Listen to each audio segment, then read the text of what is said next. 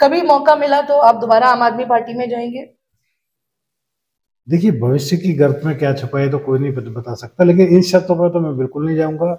बात पार्टी में जाने की नहीं है, बात राजनीति करने की नहीं है, बात किसी पद पर रहने की नहीं है। मैं बाबा साहेब डॉक्टर भीमराव अंबेडकर का कार्यकर्ता हूँ, किसी पार्टी के कार्यकर्ता नहीं, किसी भी पार्टी का।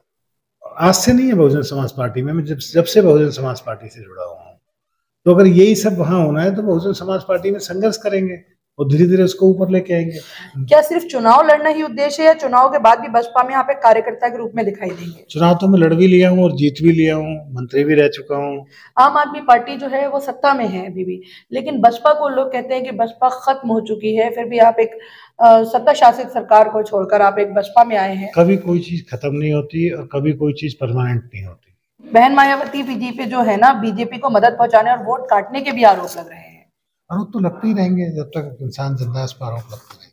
क्या लग रहा है आकाश आनंद जी को हटाना 2024 के चुनाव में नुकसानदेह नहीं होगा? लेकिन जो उन्हें इमेच्योर बोला गया है, वो आपको लगता है कि इससे उनके राजनीतिक करियर पे कोई असर पड़ेगा? देखिए, हमें बहन जी की राजनीतिक समझ पर पूरा भरोसा है। उन्होंने जो भी निर्णय लिया होगा पूरी मैच्योरिटी के साथ लिया होगा। बहन जी के बारे में मशहूर है कि जब आंधी आती है तो वो लेट जाती है, जब आंधी निकल जाती है फिर खड़ी हो जाती है। तो जब आंधी निकल जाएगी फिर बहुजन समाज पार्टी खड़ी हो जाएगी और फिर देश की पीएम बन सकती है। आपको ऐसा नहीं लगता कि आकाश आनंद जी को जो हटाया गया है, बहन जी जो है राजनीतिक दलों के बीच में बैलेंस रखना चाहती है, इसलिए उनको हटा दिया गया है? राजकुमार आनंद जी आम आदमी पार्टी से बसपा में आए थे और अब वो नई दिल्ली लोकसभा के प्रत्याशी हैं। बहुत सारे सवाल हैं जो आप लोगों के मन में है, जो हमारे मन में है, उन्हीं को लेकर आज राजकुमार जी से बात करेंगे। स्वागत है राजकुमार जी आपका हमारे चैनल में। मैं यहाँ पे ये जानना चाहूंगी कि रातों रात ऐसा क्या हुआ कि आपने आम आदमी पार्टी जो है उसको छोड़ दिया? क्योंकि आप तो बहुत नवंबर में ईडी की रेड भी हुई थी, तब भी आप चाहते तो छोड़ सकते थे, लेकिन तब भी आपने नहीं छोड़ा, तो अब क्यों? या आप अरविंद केजरीवाल जी की गिरफ्तारी से आप डर गए या किसी दबाव में आ गए? देखिए, ईडी की रेड से तो इस बात का कोई मतलब नहीं है मेरे छोड़ने का, ना ही अरविंद जी की गिरफ्तारी से कोई मतलब है। इसका मतलब तो उन सब बातों से जो मैंने अपने इस्तीफे के टाइम पे प्रेस कॉन्फ्रेंस में बोला था कि दलितों के साथ ठीक नहीं हो रहा जो दिल्ली की गवर्नमेंट में हो रहा है। दिल्ली गवर्नमेंट में दलितों के फंड के साथ उनका जो फंड है उसको डाइवर्ट कर दिया जाता है, उनको तवज्जो नहीं दी जाती, जितने दलित लोग हैं उनको सम्मान नहीं दिया जाता। ये सब बातों के लिए मेरा मन बहुत व्यथित था, आहत था, इसलिए मैंने वो पार्टी छोड़ी। पार्टी छोड़ने के बाद में आपने बहुत सारे आरोप लगाए, जो कि अरविंद केजरीवाल, आम आदमी पार्टी, और उसके बाद आपने राजेंद्र पाल गौतम पे भी बहुत सारे आरोप लगाए थे। क्या थे वो आरोप, बताइए, और क्या सच्चाई थी उनकी? नहीं, राजेंद्र पाल गौतम पे तो मैंने कोई आरोप नहीं लगाया। मैंने तो ये कहा कि वो भी परेशान रहे होंगे, लेकिन वो शायद बोल नहीं पाए। आज भी वो उसी पार्टी में है। राजेंद्र पाल गौतम के ऊपर तो मैंने कोई आरोप नहीं लगाया। हाँ, ये जरूर कहा कि राजेंद्र पाल गौतम जब मंत्री थे और मैं विधायक भी नहीं था, तब भी मैं उनसे पूछा करता था कि इस तरह से क्या डाइवर्ट फंड का क्या पोजीशन है। तो सिर्फ इतनी बात थी। राजेंद्र पाल गौतम से तो मेरा कुछ नहीं। तो मतलब आपका राजेंद्र पाल गौतम से कोई मनमुटाव या कोई ऐसा द्वेष नहीं है? आप अच्छे संबंध हैं आज भी आप दोनों के? आज भी बहुत अच्छे संबंध। कभी मौका मिला तो आप दोबारा आम आदमी पार्टी में जाएंगे? देखिए, भविष्य की गर्त में क्या छुपा है तो कोई नहीं बता सकता, लेकिन इन शर्तों पर तो मैं बिल्कुल नहीं जाऊंगा। बात पार्टी में जाने की नहीं है, बात राजनीति करने की नहीं है, बात किसी पद पर रहने की नहीं है। मैं बाबा साहेब डॉक्टर भीमराव अंबेडकर का कार्यकर्ता हूँ, किसी पार्टी के कार्यकर्ता नहीं, किसी भी पार्टी का। और मैं अपने समाज का कार्यकर्ता हूँ, अपने लोगों के लिए जीता हूँ, अपने लोगों के लिए मरूंगा। अगर उनका काम कहीं नहीं होता मैं वहां बिल्कुल नहीं जाऊंगा, कतई नहीं जाऊंगा। लेकिन ये तो बीजेपी की तरह आप बात कर रहे हैं, जैसे बीजेपी जातिवाद को लेकर बात करती है, ऐसे आप भी जातिवाद को लेकर बात कर रहे हैं। जातिवाद नहीं, मैं बहुजनों की बात कर रहा हूँ। और अगर जातिवाद से आप समझती तो आप समझती रहे। हम नहीं, ये लोगों का कहना है कि आपने जातिवाद के चलते ही इस्तीफा दिया है। जातिवाद के चलते नहीं दिया। अगर कमजोरों का साथ देना जातिवाद है, आप बाबा साहेब कहते थे विक्टिम के साथ रहिए, जो परेशान है उसके साथ रहिए। अगर आप ताकतवर के साथ रहेंगे तो वो तो अपने सारे रह रहे हैं, वो पपेट बनने की जो बातें हैं वो वही तो है। कि जब देश आजाद हुआ था उसके बाद 10-20 साल तक तो राजनीति में पता ही नहीं लगा कि रिजर्वेशन क्या होता है, क्योंकि जो मालिक होता था वो अपने धोबी को, अपने ड्राइवर को MP MLA बना दिया करता था और पता ही नहीं लगता था कि रिजर्वेशन है क्या पॉलिटिकल। वो तो बाद में जागृति आई तो लोगों ने फिर धीरे धीरे लोग जाने लगे। आज 133 और भी लोग हैं जो पद पर हैं। किसी ने सोचा कभी इस्तीफा देने की? कोई सोचता है इस्तीफा देने की? कि आपको क्या लगता है कि मेरे को ज्यादा ज्ञान हो गया, ब्रह्म ज्ञान है मुझे? लेकिन किसी में ऐसी हिम्मत नहीं है, किसी के अंदर ऐसा दर्द नहीं जागा, इसलिए उन्होंने इस्तीफा नहीं दिया। अच्छा, जिस पार्टी की दिल्ली प्रदेश में सरकार है वर्तमान में, उस पार्टी को छोड़कर बसपा में आने की आपकी क्या महत्वपूर्ण वजह थी, या वो ही फंड की डाइवर्जन की जो आपने बात बताई वही वजह थी, या कुछ और भी था? देखिए, ये सब जब बातें हुई तो हमें लगा कि इससे अच्छा तो फिर हमारी पार्टी जहां हम थे, आज 80 के दशक में बहन जी, मान्यवर काशीराम, हम मतलब आसपास अड़ोस पड़ोस में ही रहते थे और काम किया करते थे। बहुजन संगठन के अखबार आता था, उसे जगह जगह बांटते थे। तो आज से नहीं है बहुजन समाज पार्टी में, मैं जब से बहुजन समाज पार्टी से जुड़ा हुआ हूँ। तो अगर यही सब वहां होना है तो बहुजन समाज पार्टी में संघर्ष करेंगे और धीरे धीरे उसको ऊपर लेके आएंगे। लोकसभा चुनाव के ठीक नजदीक एक पार्टी को छोड़कर दूसरी पार्टी में आना, क्या सिर्फ चुनाव लड़ना ही उद्देश्य है, या चुनाव के बाद भी बसपा में आप एक कार्यकर्ता के रूप में दिखाई देंगे? चुनाव तो मैं लड़ भी लिया हूँ और जीत भी लिया हूँ, मंत्री भी रह चुका हूँ और चुनाव अब भी लड़ रहा हूँ। चुनाव लड़ना ही एक उद्देश्य नहीं है। बात यह है कि इस मिट्टी को, जो हरियाली थी पहले, इसमें कभी दिल्ली में 16% वोट, 15% वोट आता था, आज 2% वोट रह गया है।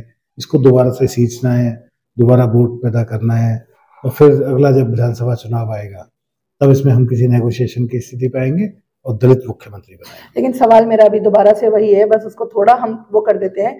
आम आदमी पार्टी जो है वो सत्ता में है अभी भी, लेकिन बसपा को लोग कहते हैं कि बसपा खत्म हो चुकी है, फिर भी आप एक सत्ता शासित सरकार को छोड़कर आप एक बसपा में आए हैं। कभी कोई चीज खत्म नहीं होती और कभी कोई चीज परमानेंट नहीं होती, ठीक है ना? ये सब चलता रहता है। कभी ये तो आज ये पार्टी है, कल वो पार्टी है, ये कभी ऐसा नहीं होता कि कोई हमेशा के लिए हो गया या हमेशा के लिए कोई बाहर हो गया। खेल चलता रहेगा।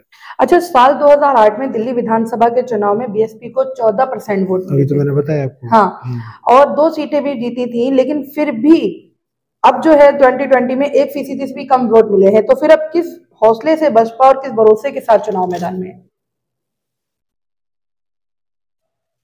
बसपा पहले से बहुत अच्छा प्रदर्शन कर रही है, जो आपको दिख भी रहा है, और भी अच्छा प्रदर्शन करेंगे। लग रहा है आपको कि जो बसपा है इस बार वो रेस में है? हाँ, ट्रैंगल फाइट तो दिल्ली में कई सीटों पर बनी हुई है। क्योंकि एक चीज और भी है, जनता कह रही है कि गठबंधन हुआ है, आम आदमी पार्टी भी, जो कांग्रेस के प्रतिनिधि थे वो भी आज साथ में है, तो बसपा पार्टी क्यों नहीं, बहन मायावती जी ने गठबंधन क्यों नहीं किया बसपा से? जी, किससे? इंडिया गठबंधन में क्यों नहीं आई वो? देखिए, बहन मायावती इकलौती ऐसी पार्टी है जिन्होंने भारतीय जनता पार्टी से, कांग्रेस से सबसे ज्यादा कैंडिडेट खड़े किए हैं MP के, और वो भी इकलौते के दम पर। लेकिन बहन मायावती जी पे जो है ना, बीजेपी को मदद पहुंचाने और वोट काटने के भी आरोप लग रहे हैं। आरोप तो लगते ही रहेंगे जब तक इंसान जिंदा है, उस पर आरोप लगते रहेंगे। अब कुछ बात हम बात करेंगे आकाश आनंद जी की। उत्तराधिकारी थे और संगठन पर भी पकड़ बना ली थी, फिर भी अचानक उन्हें क्यों रवाना कर दिया गया? आकाश आनंद जी को रवाना नहीं कर दिया गया, उनको थोड़े दिन के लिए विराम लगाया है और आकाश आनंद जी खुद उसको आदेश मानकर। अच्छा, मैं यहाँ पे आपकी बात काट के पूछूंगी, वो रैलियों में जो बयानबाजी कर रहे थे भाजपा के खिलाफ, कहीं ये तो इसका कारण नहीं है आकाश आनंद को हटाने का? उससे कोई फर्क नहीं पड़ता, उसमें रैली से कोई फर्क। ये एक और मेरा सवाल रहेगा, मायावती जिनको करोड़ों दलित अपना आदर्श मानते हैं, वो किसी से डरने वाली नहीं है। क्या लग रहा है आकाश आनंद जी को हटाना 2024 के चुनाव में नुकसानदेह नहीं होगा? नहीं, अभी आकाश आनंद जी को समय कितना हुआ था, ऐसा नुकसानदायक नहीं होगा। वो बहन जी ने कुछ किया होगा तो खूब सोच समझ के किया होगा। और जी, लेकिन जो उन्हें इमेच्योर बोला गया है, वो आपको लगता है कि इससे उनके राजनीतिक करियर पे कोई असर पड़ेगा? देखिए, हमें बहन जी की राजनीतिक समझ पर पूरा भरोसा है। उन्होंने जो भी निर्णय लिया होगा पूरी मैच्योरिटी के साथ लिया होगा। बहन जी के बारे में मशहूर है कि जब आंधी आती है तो वो लेट जाती है, जब आंधी निकल जाती है फिर खड़ी हो जाती है। तो जब आंधी निकल जाएगी फिर बहुजन समाज पार्टी खड़ी हो जाएगी और फिर देश की पीएम बन सकती है। देश की पीएम बन सकती हैं, यही सवाल हमने अभी कुछ दिन पहले कांग्रेस के कुछ लोगों से किया था। उन्होंने कहा कि वो कैसे देश की पीएम बन सकती हैं, सांसद ही नहीं है उनके पास। होंगे, मैं कह रहा हूँ अभी आंधी चल रही है तो वो अभी मैंने कहा ना आंधी चले तो लेट जाओ, ये मान्यवर कहा करते थे। अच्छा, जब आंधी चली जाए तो खड़े हो जाओ, लड़ना शुरू कर दो। अभी बीच में हमने सुना था कि जो चंद्रशेखर आजाद हैं, आजाद समाज पार्टी, वो कहीं ना कहीं बसपा के साथ गठबंधन कर सकते हैं, इस पर आप क्या कहेंगे? ये तो शीर्ष नेतृत्व बहन जी फैसला करेगी, इसका तो अच्छी बात है अगर करते हैं। अच्छा, आपको ऐसा नहीं लगता कि आकाश आनंद जी को जो हटाया गया है, बहन जी जो है राजनीतिक दलों के बीच में बैलेंस रखना चाहती हैं, इसलिए उनको हटा दिया गया है?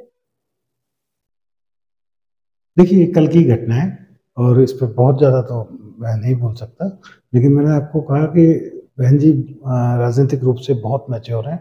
उन्होंने जो भी निर्णय लिया होगा सोच समझ कर लिया होगा और उसमें भारत समाज की, बहुजन समाज की और बहुजन समाज पार्टी की दोनों की भलाई होगी। नवंबर में आपके घर पे भी ईडी की रेड पड़ी थी, तब उस समय जो था, क्या आपके दिल में था, क्या क्या लग रहा था कि आपकी भी गिरफ्तारी हो सकती है? नहीं, जिस ढंग से वो सर्च कर रहे थे उससे बिल्कुल नहीं लगा था, क्योंकि वो आए थे शराब घोटाले की ट्रेल पकड़ने, और शराब घोटाला जिस समय हुआ था मैं ना मंत्री था ना एमएलए था, इसलिए कोई ऐसा डर नहीं था। तो फिर आप पर ये आरोप क्यों लग रहे हैं कि आपने इसी डर से, ईडी के डर से, जब केजरीवाल गिरफ्तार हुए उसके डर से आपने दबाव में आके पार्टी छोड़ दी है? इसलिए लग रहे हैं कि ईडी के डर से, ये आरोप इसलिए लग रहे हैं कि मैंने कैंडिडेचर है, मैंने इलेक्शन लड़ रहा हूँ इसलिए आरोप लगा रहे हैं। ये तो चलता रहे, आरोप तो खेल, राजनीति आरोपों का तो चलता ही रहता है। राजनीति आरोप तो एक दूसरे का भाई बहन है। ये जो आपने कहा कि मैं दलितों के लिए ही आया हूँ, तो क्या रहेगा बहुजनों का भविष्य आगे? देखिए अभी तो दलित वोट छिटका हुआ है और इसी को हम समेटने के लिए आए। हम कोई 2 दिन 4 दिन 6 दिन के लिए नहीं आए, इसको धीरे धीरे समेटेंगे और अपना बेस दोबारा से मजबूत